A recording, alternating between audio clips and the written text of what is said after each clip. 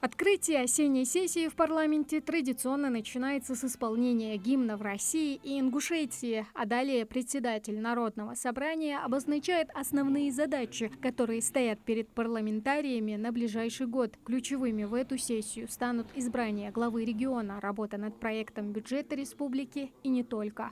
Народное собрание определило дату голосования по избранию главы депутатов Народного собрания. Это единый день голосования 8 сентября.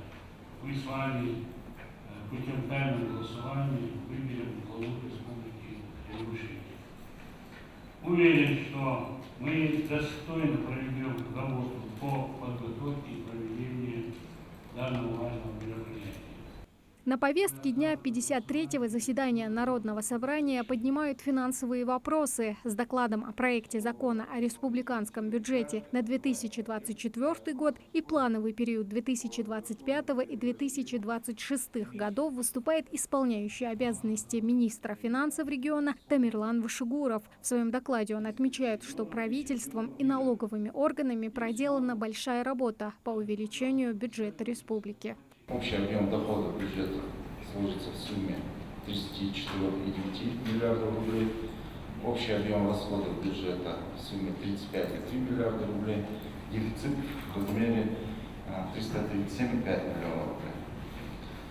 Доходная часть бюджета на 2024 год, согласно предлагаемым изменениям, корректируется в сторону увеличения на 1,5 миллиарда рублей.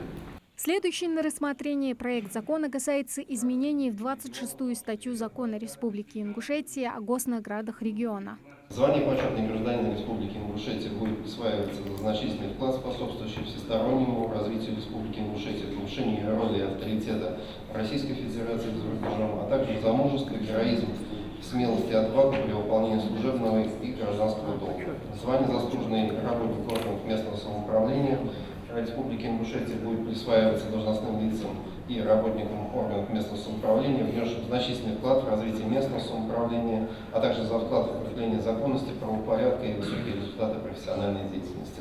Прошу поддержать данный законопроект в первом чтении и проголосовать его принять. Единогласным решением депутатов проект закона принимают в первом чтении. Также в рамках заседания рассматривают внесение изменений в законопроект о мерах социальной поддержки заслуженных тренеров России, СССР и РСФСР. Выплата будет положена только тренерам, воспитавшим олимпийских чемпионов и чемпионов мира.